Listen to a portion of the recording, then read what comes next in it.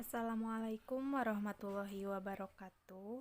Kepada yang terhormat Ibu Dr. Diana Hernawati Magister Pendidikan dan Ibu Pita Mailani Magister Sains dan rekan-rekan semua yang saya banggakan. Di sini kami dari kelompok 5 ingin mempresentasikan mengenai chapter 8 dan chapter 9. Yaitu energy conservation in photosynthesis, carbon dioxide assimilation, dan allocation, translocation, and partitioning of photoassimilators.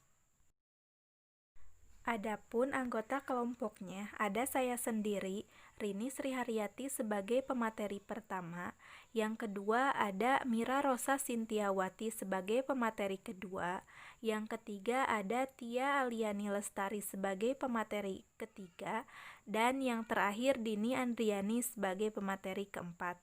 Langsung saja ke materi yang pertama. Materi yang pertama yaitu mengenai energy conservation in photosynthesis, carbon dioxide assimilation.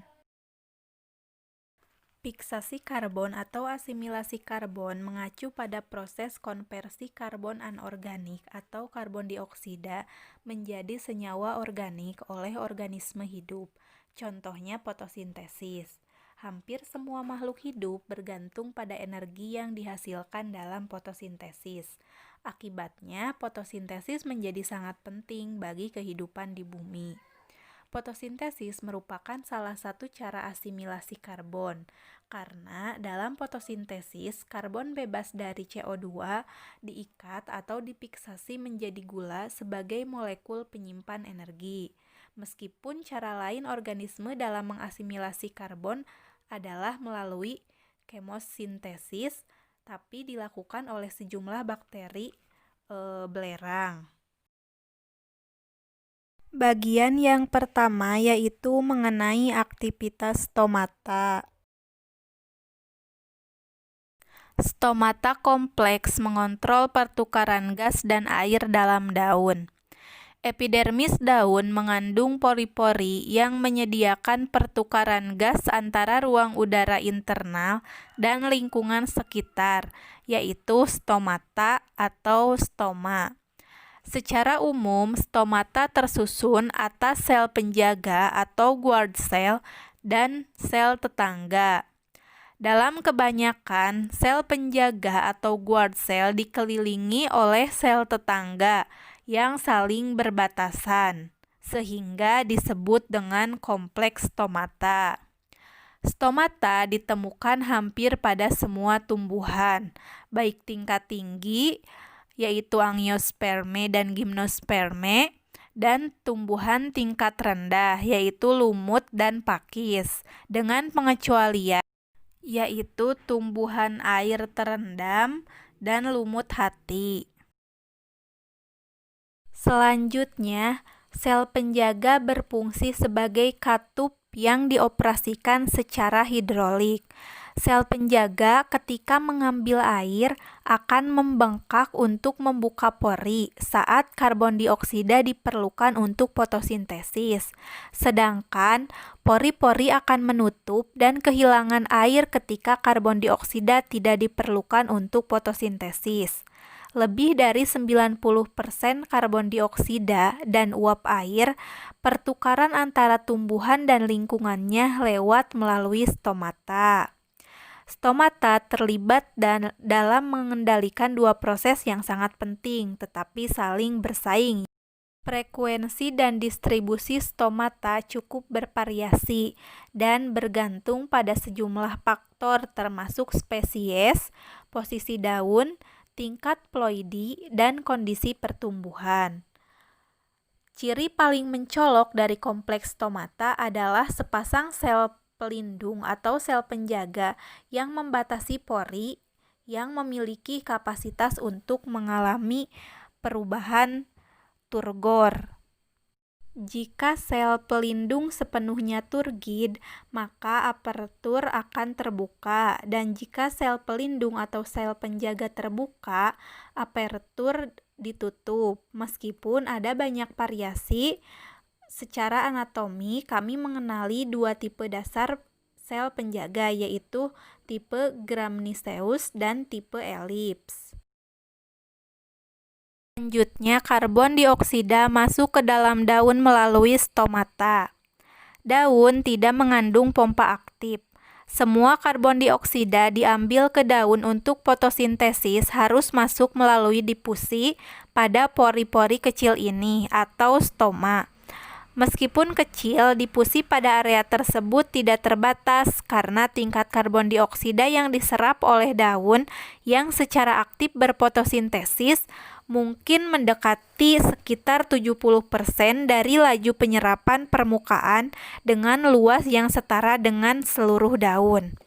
Nah, tingkat difusi atau kecepatan difusi diselaraskan dengan hukum Fick yang menyatakan Pi sama dengan D dikali A kali dC per dx, di mana D adalah koefisien difusi A adalah luas permukaan tempat terjadinya difusi, dan dC per dx adalah gradien konsentrasi di mana difusi terjadi.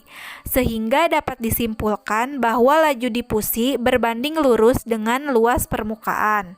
Seperti pada gambar, dapat diperhatikan pada lubang stomata, karbon dioksida hanya dapat mengalir lurus dan difusi sebanding dengan area penampang lubang stomata seperti yang diprediksi oleh hukum difusi Fick. Tetapi ketika molekul gas melewati celah ke dalam rongga substomata, mereka dapat tumpah ke tepi pori. Kapasitas difusi tambahan yang disumbangkan oleh spillover sebanding dengan jumlah tepi atau keliling pori.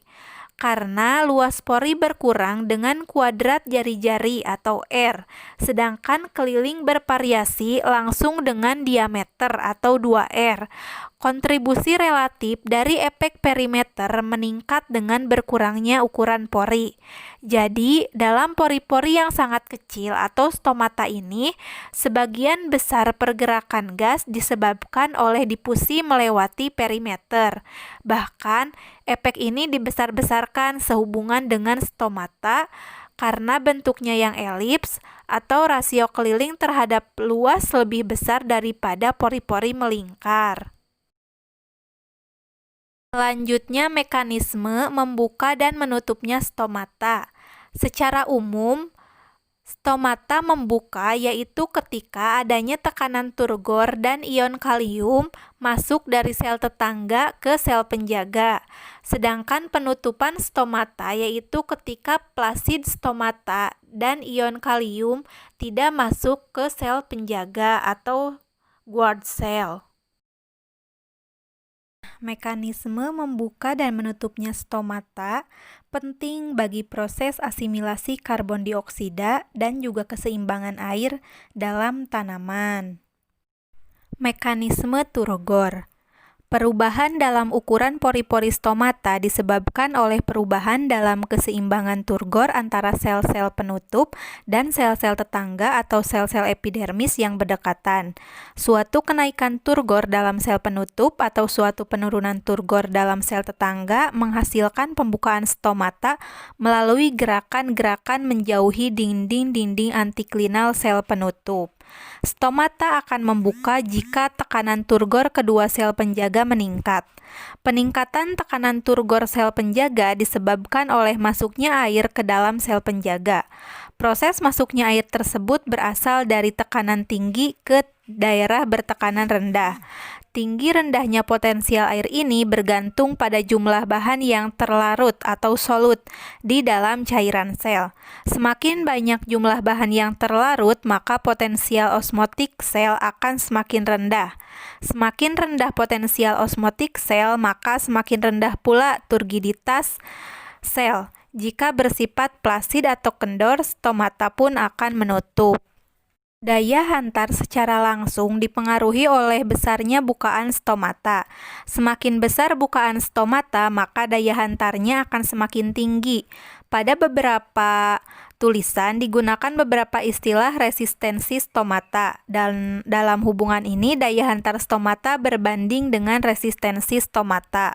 Kemudian ion kalium. Stomata membuka karena sel penjaga mengambil air dan mengembung, di mana sel penjaga yang mengembung akan mendorong dinding bagian dalam stomata hingga merapat. Stomata bekerja dengan caranya sendiri karena sifat khusus yang terletak pada anatomi submikroskopik dinding selnya. Sel penjaga dapat bertambah panjang, terutama dinding luarnya, hingga mengembang ke arah luar. Kemudian dinding sebelah dalam akan tertarik oleh mikrofibril tersebut yang mengakibatkan stomata membuka. Pada saat stomata membuka akan terjadi akumulasi ion kalium atau K+ pada sel penjaga. Ion kalium ini berasal dari sel tetangganya. Cahaya sangat berperan merangsang masuknya ion kalium ke sel penjaga, dan jika tumbuhan ditempatkan dalam gelap, maka ion kalium akan kembali keluar sel penjaga. Ketika ion kalium masuk ke dalam sel penjaga, sejumlah yang sama ion hidrogen keluar, di mana ion hidrogen tersebut berasal dari asam-asam organik yang disintesis ke dalam sel penjaga sebagai suatu kemungkinan faktor penyebab terbukanya stomata. Asam organik yang disintesis umumnya adalah asam malat, di mana ion-ion hidrogen terkandung di dalamnya. Asam malat adalah hasil yang paling umum didapati pada keadaan normal, karena ion hidrogen diperoleh dari asam organik. pH di sel penjaga akan turun, akan menjadi semakin asam jika H+ tidak ditukar dengan K+ yang masuk. Suatu penelitian menunjukkan bahwa turgor sel penjaga berkaitan dengan metabolisme penyerapan ion, terutama pada K+. Meningkatnya konsentrasi K+ pada sel penjaga, stomata membuka lebih lebar. Sebaliknya, ketika menutup, tidak terjadi akumulasi K+. Mekanisme membuka dan menutupnya stomata terutama tergantung pada akumulasi K+ ini pada sel stomata, dan bukan semata-mata oleh adanya hidrolisa amilum menjadi gula. Jadi hidrolisa amilum ini hanya faktor sekunder saja. Untuk akumulasi K+ disediakan sebagian oleh vakuola sel lateral dan sebagian lagi oleh sel epidermis. Akumulasi K+ ini akan berbalik bila stomata menutup, yaitu K+ berakumulasi di sel epidermis. Jadi, masing-masing stomata itu diapit oleh sepasang sel penjaga.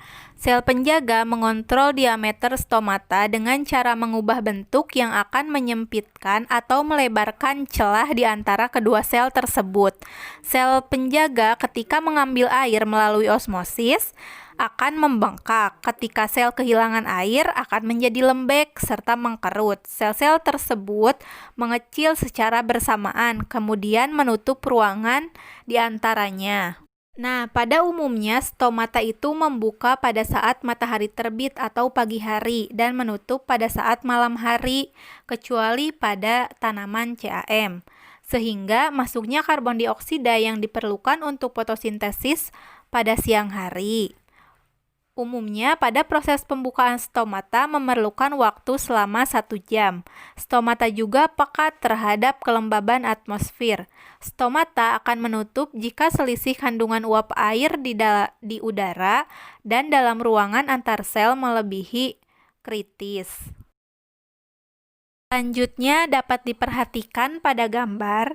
Gambar tersebut merupakan model yang disederhanakan untuk aliran ion yang terkait dengan sel pelindung atau sel penjaga selama pembukaan stomata. Serapan potasium digerakkan oleh pompa proton yang bertenaga ATP yang terletak di membran plasma. Akumulasi ion dalam vakuola menurunkan potensi air dari sel pelindung, sehingga merangsang pengambilan air secara osmotik dan meningkatkan tekanan turgor. Pada gambar tersebut juga, keseimbangan muatan dicapai sebagian dengan menyeimbangkan serapan K+ terhadap ekstrusi proton, sebagian dengan aliran masuk ion klorida atau Cl, dan sebagian lagi oleh produksi di dalam sel anion organik seperti malat. Selain perannya dalam menjaga keseimbangan muatan, akumulasi malat juga membantu menjaga pH sel selama akumulasi zat terlarut. Ekstrusi proton akan cenderung menguras konsentrasi proton intraseluler dan meningkatkan pH sel. Oleh karena itu, sintesis malat cenderung mengisi kembali pasokan proton yang hilang akibat ekstrusi dan mempertahankan pH sel pada tingkat normal. Selain itu, bukti untuk malat sebagai counter ion cukup kuat. Pertama-tama, kadar malat dalam sel penjaga stomata terbuka adalah 5 hingga 6 kali lipat dari stomata tertutup. Kedua, sel penjaga mengandung enzim fosfoenol piruvat karboksilase atau PEPKase tingkat tinggi yang mengkatalisis pembentukan malat. Ketiga, penurunan kadar pati stomata terbuka yang berkorelasi dengan jumlah malat yang terbentuk. Terakhir, faktor-faktor yang mempengaruhi pembukaan dan penutupan stomata juga mempengaruhi aktivitas fosfoenol piruvat karboksilase.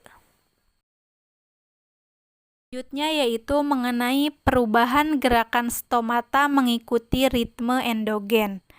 Banyak periodik proses biologis mengalami fluktuasi yang tetap, konstan di bawah kondisi lingkungan. Fenomena ini dikenal sebagai irama endogen atau ritme endogen. Keterlibatan suatu ritme endogen yang dapat membuka dan menutup stomata, meski tidak jelas bagaimana ritme tersebut berinteraksi dengan rangsangan langsung.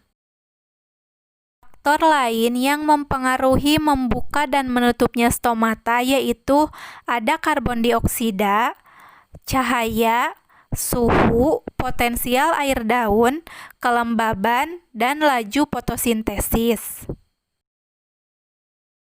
Seri selanjutnya yaitu mengenai siklus Kelvin dan siklus Hertzsprung. Reaksi gelap pada tumbuhan dapat terjadi melalui dua jalur, yaitu siklus Kelvin-Benson dan siklus Hertzsprung. Pada siklus Kelvin, karbon dioksida diubah menjadi gula sehingga terjadinya fiksasi karbon. Sedangkan pada siklus Hertzsprung adalah jalur alternatif dari siklus Kelvin yang terjadi selama fase gelap fotosintesis. Mengapa disebut jalur alternatif?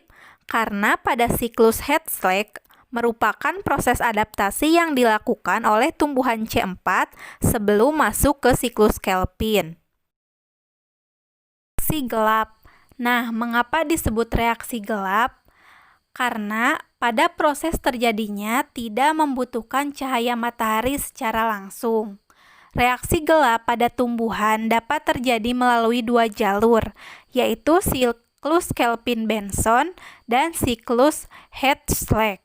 Reaksi gelap merupakan proses masuknya ion karbon dalam bentuk karbon dioksida yang akan menghasilkan output berupa gula. Reaksi gelap akan terjadi setelah adanya reaksi terang. Mengapa? Karena ATP dan NADPH dari hasil reaksi terang akan digunakan pada reaksi gelap untuk pembentukan gula tersebut. Nah, gula yang dihasilkan bukan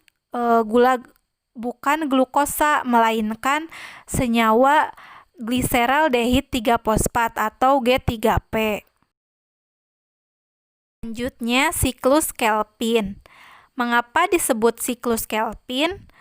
Karena penemunya adalah Melvin Ellis Kelvin, dan reaksi yang berlangsung berjalan berputar-putar seperti sebuah siklus.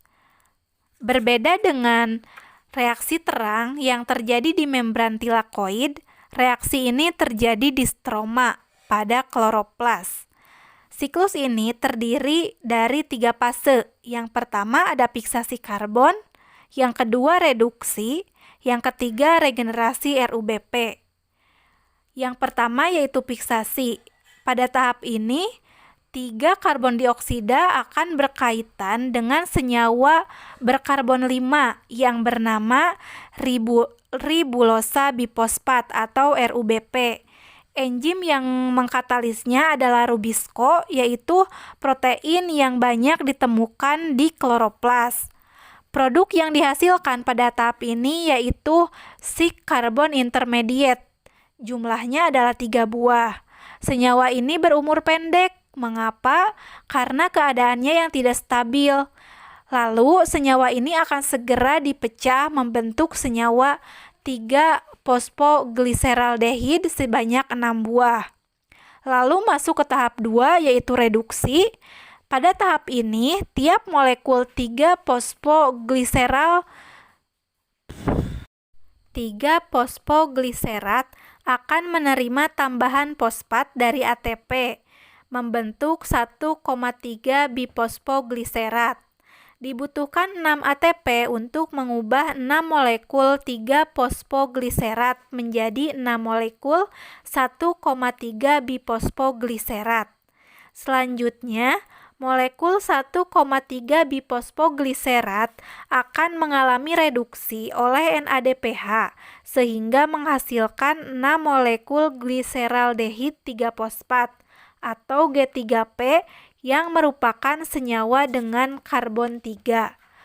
Pada pengubahan bifosfoglycerat menjadi G3P ini membutuhkan 6 molekul NADPH yang akan diubah menjadi N6-NADP+. Pada tahap ini fosfat akan terlepas sehingga menghasilkan molekul G3P. Jadi setiap molekul karbon dioksida yang menjalankan siklus ini akan terbentuk 6 molekul senyawa G3P. Tetapi hanya 1 molekul G3P yang dihitung sebagai hasil produk bersihnya, sehingga molekul 5 sisanya akan digunakan untuk menyelesaikan siklus ini. Tahap terakhir dari siklus ini adalah regenerasi RUBP. 5 buah G3P akan dikonversi menjadi 3 buah RUBP. Kembali melalui sebuah reaksi yang melibatkan fosforilasi ATP sebanyak 3 buah, sehingga 3 ATP ini akan membentuk 3 buah ADP. Jadi untuk menghasilkan 1 molekul G3P, siklus Kelvin membutuhkan 9 buah ATP dan 6 ADPH. G3P yang dihasilkan di siklus ini akan digunakan sebagai material pembentuk senyawa organik, contohnya untuk membentuk glukosa yang nantinya digunakan untuk aktivitas tumbuhan itu sendiri. Selanjutnya yaitu siklus Hertzsprung. Nah, berdasarkan cara memproduksi glukosa, tumbuhan dapat dibedakan menjadi tumbuhan C3, C4, dan juga ada CAM. Mulanya, setelah ditemukan siklus Kelvin, awalnya dianggap bahwa masalah reaksi-reaksi yang berlangsung selama fase gelap fotosintesis dianggap sudah tuntas diketahui. Akan tetapi, ternyata pada reaksi siklus Kelvin tidak berlaku untuk semua tumbuhan. Pada tahun 1965, H.P. Kortschek, C.E. Hart, dan G.O. Burr mendapatkan bahwa daun tebu memfiksasi CO2 pertama-tama untuk membentuk senyawa dengan 4 atom C, yakni asam malat dan asam aspartat, bukan senyawa PGA. Pada daun tebu tersebut, fotosintesis berlangsung cepat dan efisien. Setelah 1 detik diberikan 14 CO2, maka 80% dari 14 CO2 tersebut ditemui dalam bentuk asam malat atau asam aspartat, dan hanya 10% dalam bentuk PGA. Hasil ini mengisyaratkan bahwa PGA bukan merupakan produk awal dari fotosintesis pada tanaman ini. Temuan Kortschek ini kemudian didukung oleh berbagai hasil penelitian lainnya oleh ahli-ahli lain. Sehingga fiksasi karbon pada tanaman jalur C4 ini sering disebut sebagai siklus Hertzsprung karena berdasarkan nama ilmuwan yang menemukannya. Jalur fiksasi karbon dalam proses fotosintesis tanaman C4 ini sedikit berbeda dengan tanaman C3. Pada tanaman C4, produk awal fiksasi karbon dioksidanya berupa senyawa 4 karbon, sehingga disebut sebagai spesies C4. Sedangkan yang produk awalnya berupa PGA disebut spesies C3, seperti dijelaskan pada siklus Kelvin. Nah, mungkin pembahasan mengenai materi ini lebih dalam lagi akan dijelaskan oleh pemateri selanjutnya. Mungkin sekian yang dapat saya sampaikan. Mohon maaf atas segala kekurangannya. Terima kasih. Saya lanjutkan ke pemateri selanjutnya. Baik, saya Mira Rosa Sintiawati. Kali ini saya akan membahas materi fotorespirasi. Apa itu fotorespirasi? Fotorespirasi merupakan suatu keadaan di mana ketika enzim Rubisco yang ada di dalam siklus Kelvin itu dia malah menangkap oksigen, bukan menangkap karbon dioksida. Rubisco ini seharusnya membantu RUBP mengikat karbon dioksida untuk dilanjutkan dalam siklus Kelvin. Apa sih Rubisco itu? Rubisco atau ribulosabifosfat karboksilase oksigenase adalah suatu enzim yang berperan sangat penting dalam reaksi gelap fotosintesis tumbuhan. Enzim Rubisco ini sangat banyak dikandung oleh sel-sel daun dan merupakan salah satu protein yang paling banyak dihasilkan di dunia. Rubisco merupakan enzim dengan 4 gugus polipeptida besar yang mirip, serta 4 gugus polipeptida kecil yang juga mirip satu sama lain. Rubisco ini memiliki dua sisi aktif yang saling bersaing untuk dua reaksi yang bertolak belakang, yaitu ada sisi karboksilase yang berfungsi pada fotosintesis dan sisi oksigenase yang bertanggung jawab dalam fotorespirasi. Enzim Rubisco ini sangatlah konservatif, dalam arti tidak banyak mengalami perubahan dalam urutan asam amino ataupun basa nitrogen dari gen-gen pengkodenya. Gen-gen Rubisco ini berlokasi di plastida. Lalu, apa yang membedakan Rubisco dengan RUBP? Rubisco ini adalah suatu enzim, sedangkan RUBP merupakan zat antara 5 karbon yang terlibat dengan siklus Kelvin. RUBP ini merupakan substrat yang digunakan oleh enzim Rubisco. Lalu, mengapa Rubisco membantu RUBP mengikat oksigen bukannya karbon dioksida? Pada saat proses fotosintesis, tumbuhan C3 akan membuka stomatanya sehingga karbon dioksida dapat masuk, sedangkan oksigen akan keluar. Tapi, pada saat kondisi panas, tumbuhan C3 akan menutup sebagian stomatanya karena mereka tidak ingin kehilangan air atau mengurangi penguapan. Resikonya, ketika mereka menutup stomata, mereka tidak kehilangan air, tapi mereka tidak bisa menangkap karbon dioksida atau karbon dioksida tidak dapat masuk. Sehingga konsentrasi karbon dioksida di dalam jaringan akan berkurang, sedangkan oksigen akan meningkat. Hal ini akan memicu terjadinya fotorespirasi yang kurang menguntungkan bagi tumbuhan. Lalu, terdapat salah satu sumber yang menyebutkan bahwa fotorespirasi itu terjadi ketika intensitas cahayanya tinggi, mengakibatkan kadar oksigen di atmosfer itu menjadi tinggi. Lalu, karbon dioksida menjadi rendah. Nah, enzim Rubisco ini tidak mampu membedakan antara oksigen dengan karbon dioksida, sehingga dalam keadaan kadar oksigennya yang tinggi, RUBP menjadi berikatan dengan oksigen. Sebagaimana kita ketahui, tumbuhan memiliki variasi fotosintesis sehingga dikenal dengan adanya tumbuhan C3, C4, dan CAM. Sebagian besar tumbuhan yang ada di bumi ini merupakan tipe C3 dengan contoh yang paling umum adalah padi, gandum, dan kedelai. Alasan kenapa disebut dengan C3? Karena pada proses reaksi gelap atau siklus Kelvin, enzim Rubisco akan mengikat karbon dioksida dan menggabungkannya dengan RUBP atau ribulosabifosfat, sehingga menghasilkan senyawa berkarbon 3 yang disebut 3-fosfogliserat.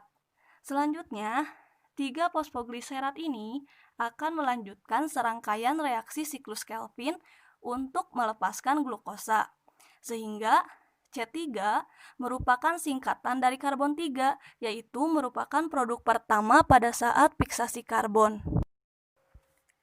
Pada kondisi normal atau proses fotosintesis, enzim Rubisco ini akan mengikat karbon dioksida dan akan menggabungkannya dengan RUBP untuk menghasilkan senyawa berkarbon 3, yaitu 3-fosfogliserat. Namun, pada saat fotorespirasi, Rubisco ini justru akan mengikat oksigen dan akan melanjutkan siklus Kelvin untuk menghasilkan senyawa berkarbon 2, yaitu 2-fosfoglikolat.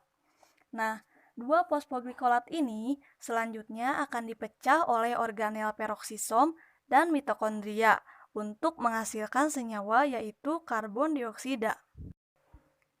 Walaupun karbon dioksida yang dihasilkan dari fotorespirasi dapat digunakan untuk fotosintesis, investasi energi dan energi yang digunakan tidak sebanding sehingga fotorespirasi merupakan proses yang sebenarnya kurang menguntungkan bagi tumbuhan.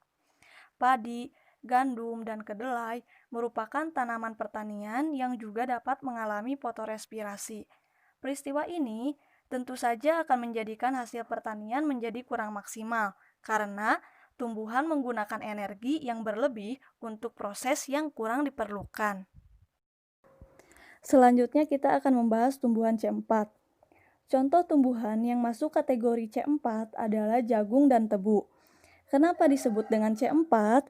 Karena enzim PEP karboksilase akan menangkap karbon dioksida dan akan menggabungkannya dengan PEP sehingga menjadi senyawa yang disebut oksaloasetat yang memiliki karbon 4. Penangkapan karbon dioksida ini terjadinya di mesofil. Selanjutnya, oksaloasetat akan dikonversi menjadi senyawa malat dan malat akan menuju ke seludang pembuluh untuk dikonversi menjadi piruvat dan CO2. Lalu, piruvat akan kembali ke mesofil untuk menjadi PEP kembali dan karbon dioksida akan berada di seludang pembuluh. Seludang pembuluh merupakan bagian anatomi daun krans yang merupakan tipe dari tanaman C4. Anatomi krans adalah struktur khusus pada tanaman C4 di mana sel-sel mesofil berkerumun di sekitar sel seludang pembuluh membentuk seperti cincin. Nah, anatomi krans ini memiliki kloroplas di dua tempat yang berbeda yaitu di mesofil dan seludang pembuluh sehingga disebut dengan dimorfik. Karbon dioksida yang ada di seludang pembuluh akan melanjutkan reaksi siklus Kelvin sehingga menghasilkan glukosa. Perlu kita ingat juga, tipe C4 ini terjadi di dua tempat yang berbeda, yaitu di mesofil dan di seludang pembuluh. Hal ini akan menjadikan konsentrasi karbon dioksida di seludang pembuluh selalu tinggi, sehingga dapat mencegah terjadinya fotorespirasi. Selanjutnya kita akan membahas tumbuhan CAM. Kategori tumbuhan CAM adalah dari kelompok sukulen. Contohnya lidah buaya, kaktus, dan juga nanas. CAM sendiri merupakan singkatan dari Crassulacean Acid Metabolism. Nah, khusus tumbuhan CAM, pada siang hari, stomata akan menutup untuk mengurangi penguapan. Sedangkan pada malam hari, stomata akan membuka untuk mengumpulkan karbon dioksida. Pada malam hari, karbon dioksida akan ditangkap oleh enzim PEP karboksilase untuk digabungkan dengan PEP sehingga menghasilkan oksaloasetat. Selanjutnya, oksaloasetat ini akan dikonversi menjadi senyawa yaitu malat dan akan disimpan hingga pagi tiba.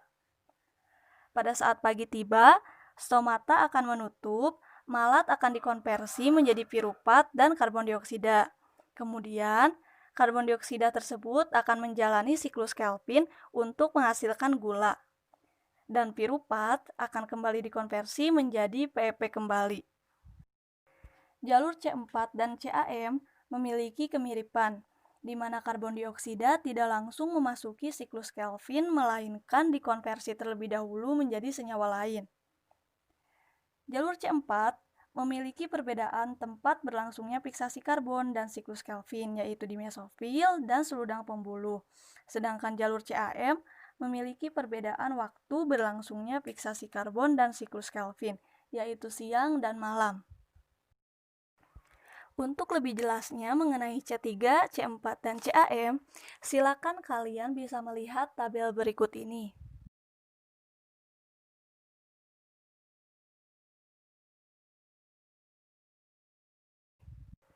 Untuk kesimpulannya, pada tanaman C3, Rubisco akan membantu RUBP untuk mengikat oksigen pada saat sebagian besar stomata tertutup dalam menghindari proses penguapan. Sehingga, dalam hal ini, fotorespirasi tidak dapat dihindari. Sedangkan pada tanaman C4 dan CAM, PEP karboksilase memiliki afinitas karbon dioksida yang tinggi. Akibatnya, pasokan karbon dioksida selalu tercukupi, sehingga kemungkinan untuk terjadinya fotorespirasi sangatlah kecil. Demikian materi fotorespirasi yang dapat saya sampaikan. Saya serahkan kepada pemateri berikutnya. Terima kasih kepada moderator. Di sini saya akan menjelaskan tentang biosintesis pati dan sukrosa. Yang pertama, proses sintesa sukrosa. Sintesis sukrosa dan pati terjadi di kompartemen seluler yang berbeda, dan proses ini dikoordinasikan bergantung pada laju fotosintesis. Mekanisme sintesa sukrosa, yaitu sintesa sukrosa berlangsung di sitosol. Glukosa dan fruktosa diposforilasi terlebih dahulu menjadi glukosa 1-fosfat dan fruktosa 6-fosfat.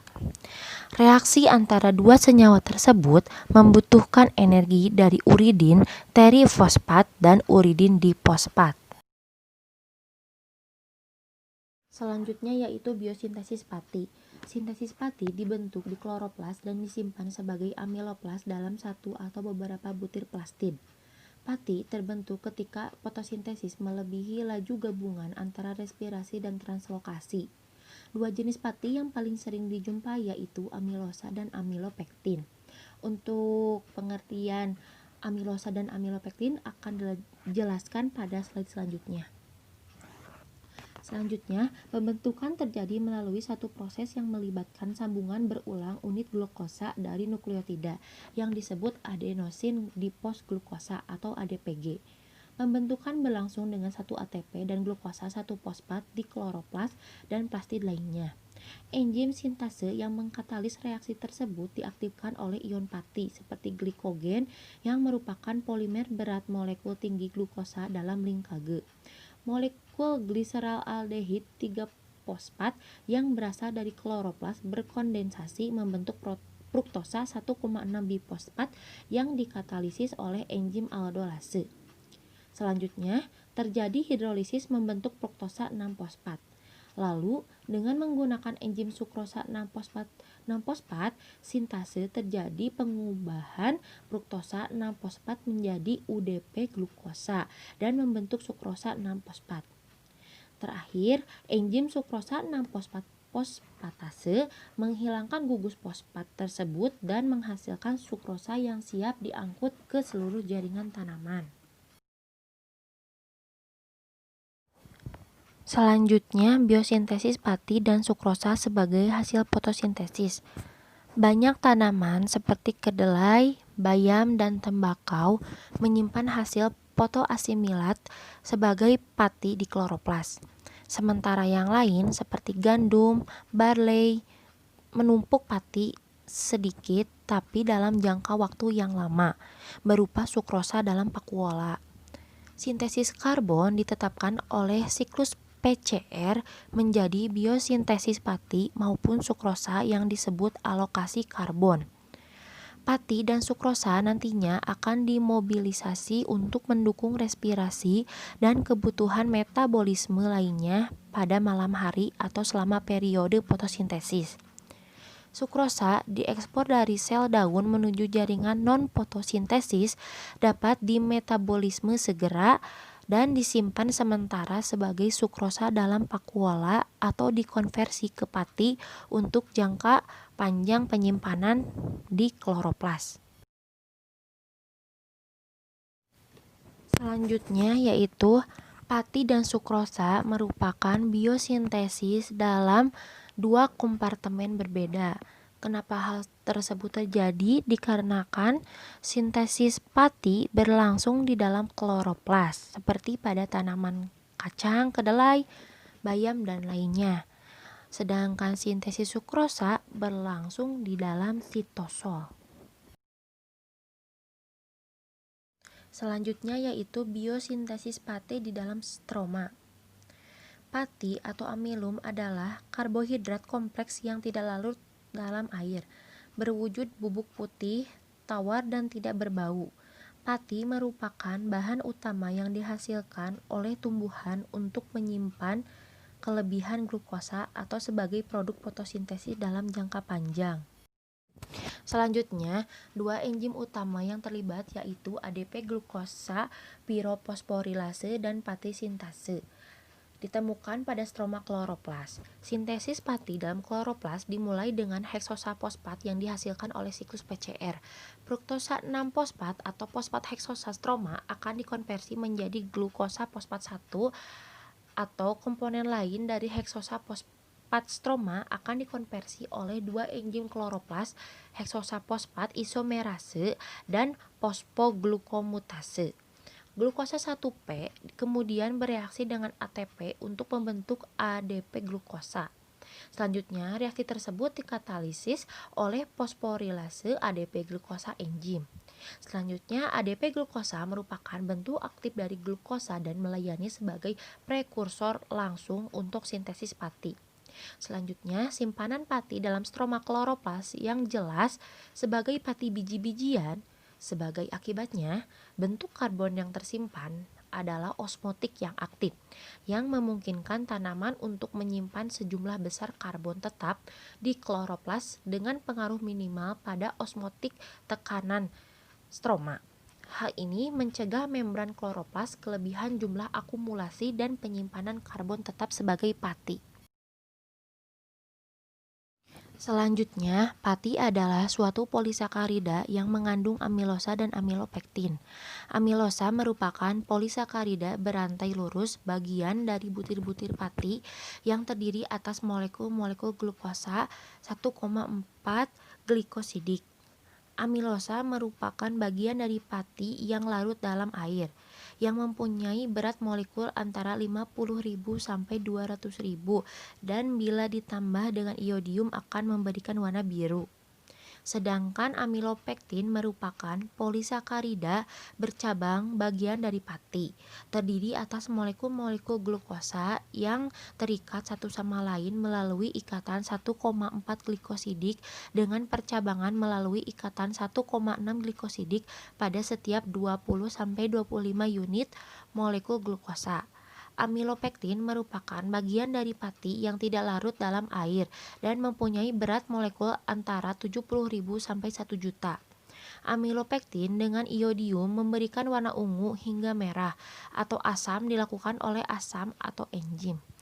Jika pati dipanaskan dengan asam akan terurai menjadi molekul-molekul yang lebih kecil secara berurutan dan hasilnya adalah glukosa. Jadi perbedaannya adalah jika pada hidrolisa amilum dengan menggunakan enzim menghasilkan maltosa, sedangkan pada hidrolisa amilum dengan menggunakan asam dapat langsung menghasilkan glukosa. Maltosa merupakan hasil antara dalam proses hidrolisis amilum dengan asam maupun dengan enzim. Maltosa mudah larut dalam air dan mempunyai rasa lebih manis daripada laktosa, tetapi kurang manis daripada sukrosa. Terakhir yaitu biosintesis sukrosa di dalam sitosol. Sukrosa adalah disakarida larut yang mengandung glukosa dan residu fruktosa. Di dalam biosintesis sukrosa di dalam sitosol terdapat dua rute sintesis sukrosa yang dimungkinkan. Yang pertama, sukrosa fosfat sintase yang reaksinya yaitu UDP min glukosa plus fruktosa min 6-P menghasilkan sukrosa min 6-P plus UDP. Yang kedua yaitu sukrosa fosfat fosfatase, reaksinya yaitu sukrosa min 6P plus H2O menghasilkan sukrosa plus P. Energi yang disediakan oleh hidrolisis sukrosa min 6- fosfat sekitar 12,5 kJ per mol min 1 mungkin memainkan peran dalam akumulasi konsentrasi sukrosa tinggi khas tebu dan lain sukrosa menyimpan tanaman. Enzim lain sitoplasmik yang mampu mensintesis sukrosa adalah sukrosa sintase atau SS. Sekian penjelasan dari saya. Kepada presentator selanjutnya dipersilakan. Fotoamilasi di translokasi jarak jauh. Upaya untuk membedakan antara translokasi zat anorganik dan organik pada tumbuhan dapat ditelusuri kembali ke ahli anatomi tumbuhan abad ke-17 M. Malpighi. Dalam percobaannya, Malpighi menghilangkan cincin kulit kayu atau yang mengandung phloem dari kayu yang mengandung xilem batang muda dengan memisahkan keduanya pada kambium vaskular. Teknik yang dikenal sebagai ikat pinggang.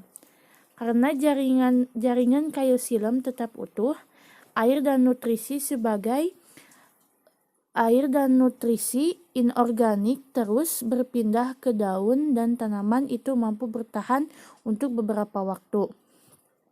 Akan tetapi tanaman yang diikat dengan sabuk mengembangkan karakteristik pembengkakan kulit kayu di wilayah tepatnya di atas ikat pinggang elemen translokasi dalam phloem. Tidak seperti pembuluh xilem dan trakeid adalah sel hidup jika berfungsi. Sel-sel ini mengandung sitoplasma padat yang aktif secara metabolik dan karena aksi penyegelan yang melekat pada sitoplasma, tidak memancarkan isinya secepat pembuluh xilem. Selain itu, phloem mengandung banyak sel parenkim yang meskipun tidak terlibat langsung dalam proses transport menyediakan sitoplasma yang berkontaminasi. Selanjutnya, apa saja komposisi translokasi fotoamilasi oleh phloem? Pertanyaan ini dapat dijawab dengan menganalisis komposisi kimiawi eksudat phloem. Getah phloem dapat dikumpulkan dari stilet apid atau sebagai alternatif dari beberapa tanaman, hanya dengan membuat sayatan pada kulit kayu. Jika dilakukan dengan hati-hati untuk menghindari pemotongan pada xilem di bawahnya, sayatan akan membuka hati untuk menghindari pemotongan pada xilem di bawahnya.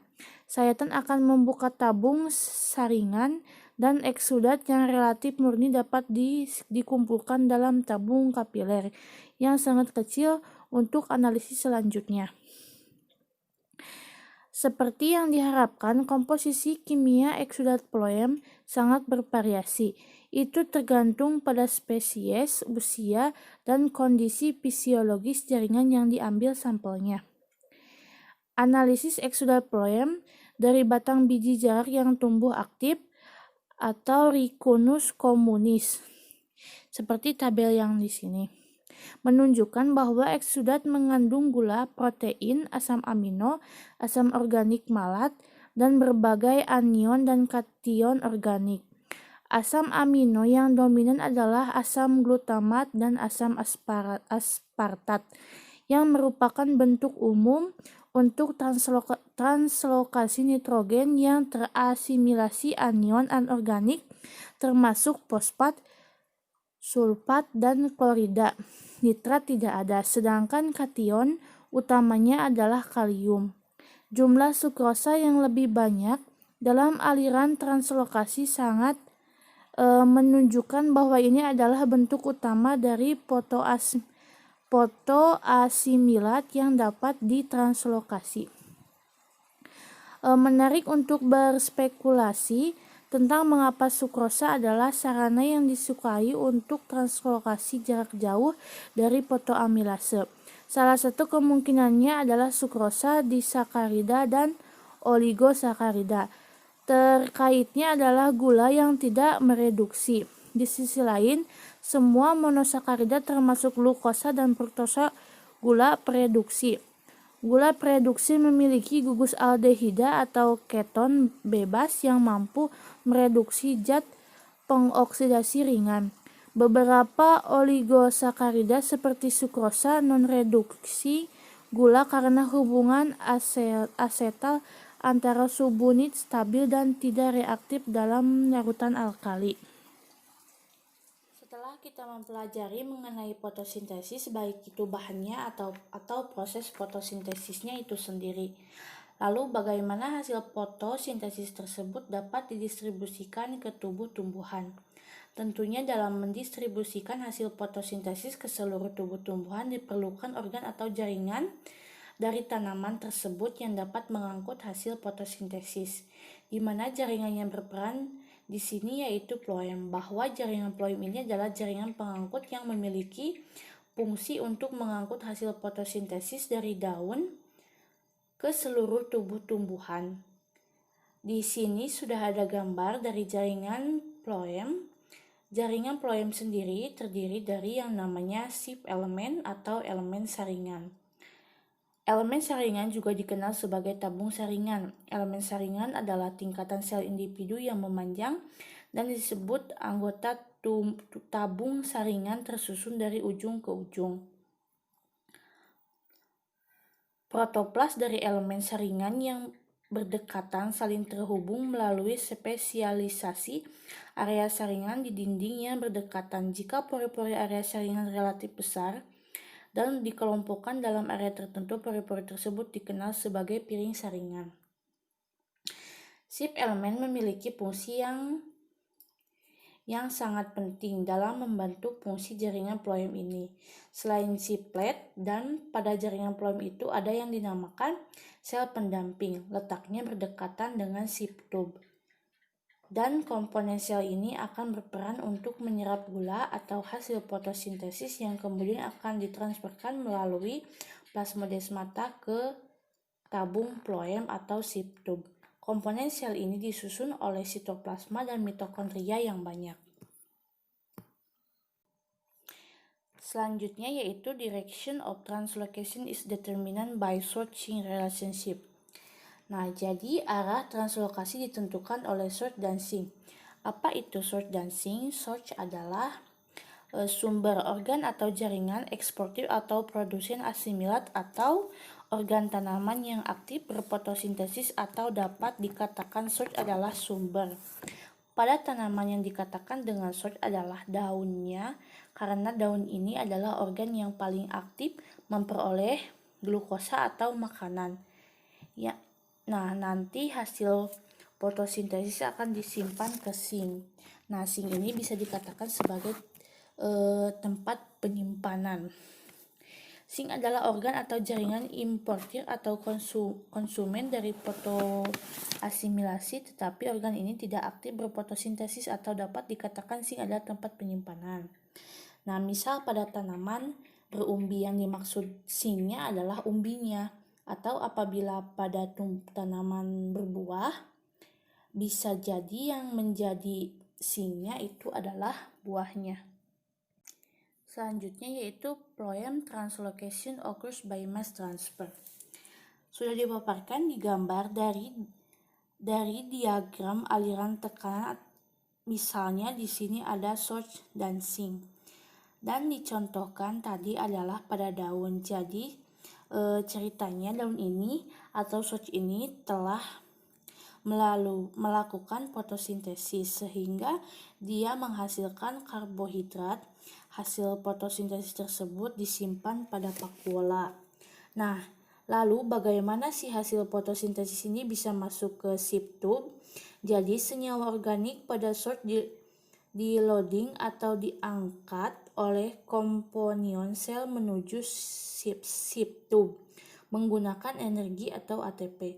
Kemudian nanti setelah karbohidrat masuk ke sheaf tube, maka nanti sheaf tube akan terdapat gula yang menyebabkan tekanan osmotik. Karena banyaknya gula yang berakumulasi di sini, nah kita tahu bahwa si floem selalu bersandingan dengan si xilem.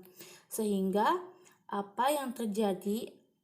Air yang diangkut oleh xilem dari akar menuju atas atau daun masuk ke sheaf tube dengan cara atau melalui osmosis. Mengapa bisa seperti itu? Karena pada sheaf tube tekanan osmosisnya tinggi sekali sehingga air tertarik masuk ke sheaf tube. Karena air yang masuk ke sheaf tube, air tersebut menekan atau memaksa mendorong sheaf tube karena tekanannya yang tinggi, maka glukosa, air atau mineral lainnya itu kemudian terdorong ke seluruh jaringan tanaman melalui sip tube ini. Entah ada yang mungkin ke daun yang lain atau ke batang yang lain, atau nantinya dia akan berakhir di sing. Nah, setelah dekat dengan sing ini, si companion cell bekerja lagi, yaitu mengunloading atau membongkar atau menurunkan muatannya menuju ke sing, entah itu air, gula, atau lainnya. Adapun air yang masuk ke sing itu tidak terlalu banyak karena nantinya akan masuk ke silem lagi dan melakukan proses yang sama. Selanjutnya di sini terdapat model fisik hipotesis aliran tekanan untuk translokasi phloem. Di sini disiapkan dua osmomer, yaitu osmomer A dan B. Osmomer A sebagai sumber dan osmomer B sebagai sink. Kedua osmomer ini digabungkan oleh tabung plastik. Sebut saja tabung plastik ini sebagai phloem. Pipa yang bagian atas sebut saja sebagai silem. Pada osmomer A terjadi tekanan hidrostatik yang tinggi sehingga memaksa air pada osmomer B bergerak ke osmomer A. Di osmomer A, karena tekanannya yang terlalu tinggi menyebabkan sukrosa atau zat pewarna pada osmomer A keluar melewati pipa yang bagian atas hingga masuk ke osmomer B. Dalam model ini, sistem akan mencapai kesetimbangan dan aliran akan berhenti ketika konsentrasi sukrosa sama dua osmomer, baik di pabrik osmomer A atau osmomer B. Selanjutnya yaitu phloem loading and unloading, regulate translocation and parationing, atau penguatan pada phloem dan pembongkaran pada phloem. Nah, yang A yaitu phloem loading. Phloem loading atau pemindahan atau pengangkutan hasil fotosintesis dari sumber menuju sip elemen tentunya tidak terlepas dari bantuan komponen sel. Adapun dalam prosesnya itu terjadi dua jalur, ada yang dinamakan simplas. Simplas secara umum disepakati bahwa sukrosa bergerak dari sel mesofil ke phloem, kemungkinan melalui difusi melalui plasmodesmata. Rute ini dikenal dengan jalur simplastik. Jadi, yang dimaksud jalur simplastik adalah di mana gula atau hasil fotosintesis pada sumber dia akan bergerak melalui plasmodesmata menuju sip elemen. Sedangkan apoplas itu sebagai alternatif gula juga dapat diangkut melintasi membran sel mesofil dan dilepaskan ke dalam larutan dinding sel. Rute ini dikenal dengan jalur apoplastik. Sedangkan jadi jalur apoplas ini dikatakan sebagai jalur alternatif. Jadi pada saat proses perpindahan hasil fotosintesis dari sumber ke sip tube, dia tidak melewati plasmodesmata namun melewati membran. Jadi gula pada sumber itu secara aktif diangkut melintasi membran plasma dari elemen saringan. Kemudian gula pada saat pemindahan dari sumber ke sip tube melalui membran-membran bisa mengalami kebocoran dalam apoplastik seperti di gambar yang putus-putus. Selanjutnya yaitu phloem unloading atau perombakan muatan dari sip tube menuju sink Sehingga dijelaskan setelah berasimilasi mencapai zinc, targetnya ia harus turun dari kompleks CCC ke dalam sel-sel jaringan zinc. Pada prinsipnya mirip dengan phloem loading, hanya arahnya saja yang bervariasi. Nah, untuk phloemnya ada dua, yaitu simplas dan simplastik dan apoplastik. Simplas berarti melewati plasmodesmata dan sedangkan apoplas melewati membran. Namun pada phloem unloading ini apoplas yang terjadi itu bisa dua kemungkinan. Satu, yang pertama bisa jadi pada proses pemindahan atau penurunan barang dari ship tube menuju zinc itu bentuk dari barang itu diubah terlebih dahulu. Misal sukrosa harus dihidrolisis terlebih dahulu sehingga sukrosa terbagi menjadi glukosa dan fruktosa.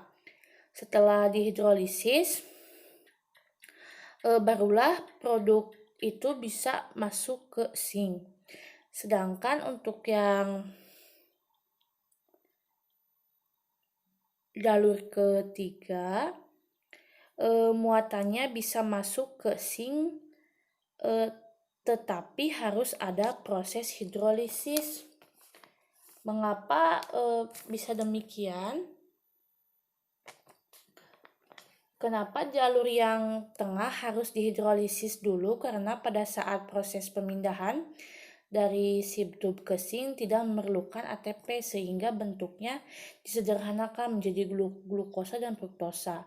Sedangkan yang bisa masuk ke zinc dia menggunakan ATP, tetapi glukosa dan fruktosa ketika sudah masuk ke jaringan zinc, dia akan bergerak secara aktif, bergabung menjadikan sukrosa menjadi sukrosa kembali. Jadi sukrosa yang terdapat pada zinc itu nanti akan disimpan pada pakuola. Selanjutnya yaitu photoassimilate in distribute between different metabolic pathway and plant organs. Fotoamilasi itu dapat didistribusikan ke berbagai metabolisme yang berbeda dan organ tanaman.